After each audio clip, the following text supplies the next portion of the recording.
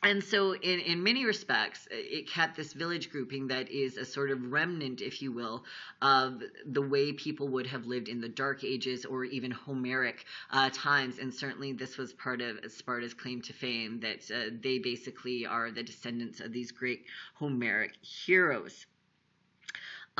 So even at the height of Spartan power and prestige, Sparta continued to look quite rustic. And as I mentioned, this so-called Spartan simplicity actually appeared to be a point of pride, and an even bigger point of pride than their lack of necessity of any kind of luxuries was that Sparta was not and had never been a walled city. And the Spartans said of themselves that the reason for this is because Sparta, having good warriors, had no need for a wall. And indeed, from Sparta's foundation right down to the mid of the 4th century BC, Sparta was never in fact invaded. So this was quite a point of pride for the Spartans. But if we look back at our maps, we can see that they have been helped out quite a bit by this, by the considerable natural defenses of the region. For instance, the valley in which Sparta is nestled is situated between two impressive mountain ranges that both extend down to the sea on either side of Sparta. The range to the west is that of Mount Taygetus, and this range provides something of a natural border separating the territory of Laconia from neighboring Messenia here in the green. And this mountain range is quite solid. So if you were in Sparta in the classical period and wanted to go to Messenia, you're pretty much not going through this mountain range. You're going to have to go up and around it to get into Messenia. To the east is a more extensive but more broken up range that is named for Mount Parnon. Because of these ranges, the city of Sparta itself is only accessible by land from the north or the south. And this, of course, has its pros and cons. As mentioned, it provides natural defenses, but it also makes Sparta a quite landlocked indeed, which perhaps goes some way towards explaining why Sparta was never much of a naval power and they weren't very active in overseas colonization. However, while sending out colonies was never really Sparta's thing, like other poleis during the Archaic Age, Sparta was affected by growing population, political discontent, and land shortages. But Sparta apparently decided to solve these problems not with colonization, but with conquest.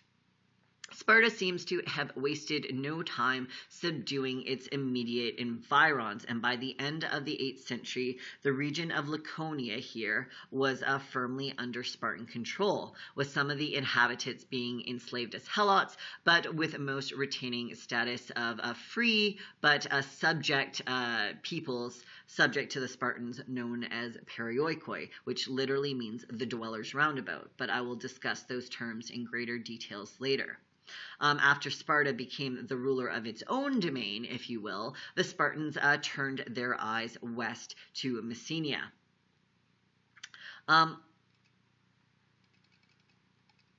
There we go. Now, while our sources for these events are far from ideal, historical records seem to indicate that 2 wars took place against Messenia between the mid-8th century to the middle or even towards the end of the 7th century BCE. Scholars traditionally date the First Messenian War to 735 to 715 because of a fragment of a poem by Tyrtaeus, who was the 7th century Spartan poet mentioned earlier. However, I should note that Pausanias, who despite being a rather later source, provides the most detailed accounts of the Messenian Wars, in fact has a different dating of the First Messenian War and instead dates it to 743 to 724 BC. And this is a bit awkward because he too claims to have arrived at the date based on the poetry of Tyrtaeus. But for our purposes, if you were asked on a test, for instance, you would go with this dating that is agreed upon by scholars of this 735 to 715 dating. So The first war resulted in the Spartans conquering the land to their west, the territory of Messenia. And it's generally thought that at the end of this first war, we get a situation similar to the conquest of Laconia, with some of the inhabitants being enslaved and some remaining free but becoming subjects to the Spartans as perioikoi. After the annexation of Messenia, which provided a considerable amount of very rich agricultural land for Sparta, the Spartans continued to show an inclination towards conquest. And in the early 7th century, they clashed with the polis of Argos to the north. You can see that on the map right here. And although they do not get too far this time, and it's not long before they are forced to abandon their efforts to move northward because they become distracted by the Second Messenian War. So in the mid-7th century.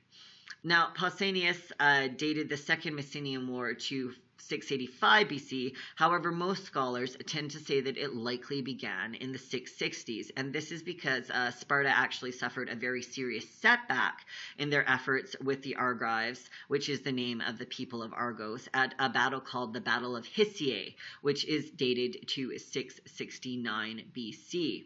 And it's thought that Sparta being weakened subsequent to this battle might have provided an opportunity for the Messenians to revolt, which got the Second Messenian War going.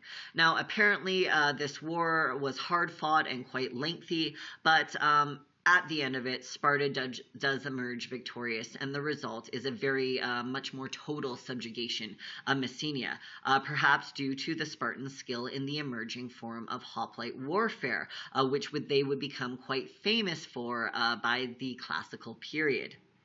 So the result of the two wars was that Sparta's conquest of Messenia was absolute, and by the end of the 7th century, i.e. 600 BCE, Sparta ruled territory that was in fact 3,000 square miles in size, which is by comparison 3 times the size of the polis of Athens, which made Sparta the largest polis in Greece. So subsequent to this conquest of Messenia, Sparta enslaved its inhabitants and redistributed the land to Spartan citizens. Although some perioikoi did apparently continue to exist in Messenia after the conquest, we really don't know how Sparta made their determinations about who would be a perioikoi and who would be reduced to slavery as a helot.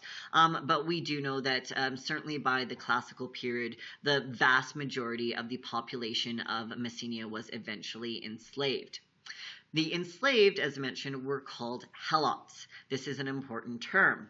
Helots took various forms within Spartan society. For instance, some helots were household slaves for first the Spartans, and therefore not very different in the roles they would perform and the way of life they would participate in to the chattel slaves held by the Athenians. But the helots that would serve as household slaves would largely probably be Laconian helots from the region directly surrounding Sparta rather than Messenian helots.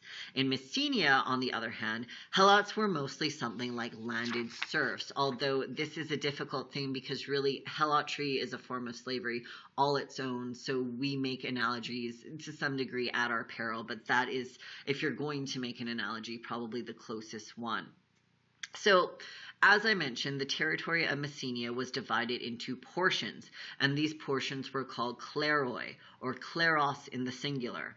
And each kleros was allotted to a particular Spartan citizen or family in addition to whatever land that family already had when this redistribution occurs. So we don't get all Spartans having the same amount of property as some of our sources like to portray, but in fact there are levels of wealth within Spartan society. But the idea is that initially when the land was divided into these kleroi, each Spartan citizen was accorded a kleros of his own, and then subsequent to this, it would pass down as inherited land in the normal fashion.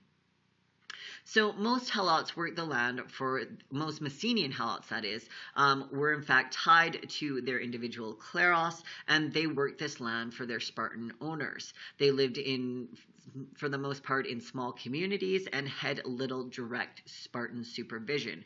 However, they were required, in fact, to send a portion of the produce of the kleros that they worked on back to their Spartan master. So other than this, their lives might have not differed very much from the extremely poor elsewhere in Greece. For instance, they were not allowed to be freed or sold beyond the borders by their owners. And we're not sure whether beyond the borders means beyond Messenia or beyond the borders of their individual kleros, but it's quite clear in the sources that individual Spartiate masters did not have the power to either free their sellouts or ship them off and sell them. However, the governing body of the Spartan polis did in fact have the power to free helots, which they actually occasionally did for service performed by those helots in the army. There's indication that helots lived in family units and even owned property of their own, such as boats. But we don't want to sugarcoat the situation of the helots very much because, of course, they were still slaves with very little say over their own fates and very little self-determination in terms of their day-to-day living. And so it goes without saying that this is not a position which anyone would wish to be in. Moreover, our literary sources do in fact record various cruel techniques by which the Spartans sought to keep the helots too fearful to rebel. For instance, Plutarch's Life of Lycurgus discusses an institution called the Crypteia, which appears to have been designed exclusively to terrorize the helots. Plutarch says, periodically the overseers of the young men would dispatch into the countryside in different directions the ones who appeared to be particularly intelligent. They were equipped with daggers and basic rations, but nothing else. By day, they would disperse to obscure spots in order to hide and rest, but at night, they made their ways to roads and murdered any helot whom they caught. Frequently, too, they made their way through the fields, killing the helots who stood out for their physique and strength. So you get a pretty grim picture of the way helots were treated by Spartans. However, Plutarch, again, is a later source, and even Plutarch says that this is not an initial reform of Lycurgus, who is the great Spartan lawgiver figure, but in fact something that came upon later as Spartan society became more concerned about the possibility of the helots revolting and overthrowing them or just gaining their freedom. And indeed, another source, Xenophon, our earlier source, does not in fact mention the Crypteia at all. So it's possible that this was in fact a later measure, if it existed at all, put in place at a time when Spartan power may have been slipping, but we'll discuss that more later. As mentioned, not everyone the Spartans conquered was enslaved. Communities closer to Sparta itself and the Laconian plain and certain communities within Messenia were allowed to keep most of their autonomy, although they had to provide troops to Sparta whenever Sparta asked to contribute to the overall Lacedaemonian army. As mentioned, these people who retained free but subject status were called the perioikoi, or dwellers round about. They were not considered to be full citizens of the Spartan polis. Remember, I mentioned last time that Athens, in the region of Attica, anyone living in a community within Attica would be an Athenian citizen. This was not the case for people living in Laconia or Messenia. They may have been considered to be part of the Spartan polis, but not in the same way as the citizens of Sparta itself, the city. Only people who lived in the city of Sparta, those 5 villages that made up the Spartan city, the capital city, if you will, only they are going to be the ones with full citizen rights. The perioikoi had, in fact, no voting or political rights within Spartan-controlled territory in terms of the polis as a whole and the direction it would take in political or military directions. But they did remain free, and scholars believe that they would have considerable power on a local level within their own communities. We certainly do have indications of wealthy perioikoi and perioikoi who in fact rose to high ranks within the Lacedaemonian army. So it's possible that elite or aristoi amongst the perioikoi might have had some informal influence in Spartan government, even if they had no actual power. And there are various other subclasses within the Spartan societal system, which are noted here on this slide, but we have less information on them, and whereas I could talk about them, we really don't have time for today, so don't really worry about these guys. I just wanted you to be aware that they exist. Now, with Messenia finally subdued by the mid-7th century, it seems that there was a period of relative peace which ensued thereafter. But there's an idea reflected in our sources that Sparta was sitting on something of a powder keg when it came to the enslaved population of Messenia. So imagine, if you will, say that you're a Spartan and you've just conquered an entire people. And incidentally, this people group does in fact outnumber you, and you enslave them, but you haven't split them up and shipped them off or sold them overseas. No, you've gone home. But you've left these people who you enslaved in their homeland, with their families, in communities where they can speak the same language and share the same purpose and presumably plot to revolt against you. And adding to this, if they do decide to revolt to reclaim their freedom or perhaps even take some kind of retribution against you, you're not able to quickly remedy the situation or even react to it in a timely fashion at all, because you are separated them by this giant mountain range that you have to go around if you want to get anywhere. So you can see that if you were in this situation, perhaps you wouldn't sleep particularly easy.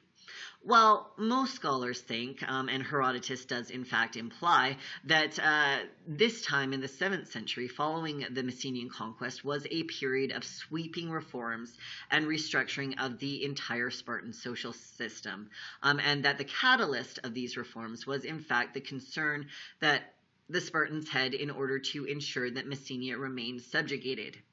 There's great disagreement about how and when these reforms actually happened, whether they happened all at once or took place gradually over time, for instance, whether they're ascribed to a single person or a series of reformers, but there's a lot of conjecture. Most modern scholars argue that the reforms likely took place gradually over time, but what the time frame is hotly debated. Thoughts are that it possibly started out in the 7th centuries and then carried on throughout the 6th and possibly even into the 5th century BC. However, in ancient literature, these reforms have been credited to a single amazing semi-mythical lawgiver called Lycurgus, who himself, it should be noted, is a figure that is very much debated not only in modern scholarship, but also in the ancient sources as well. But regardless of how the reforms came about, the end result seems to have been a remarkable, enduring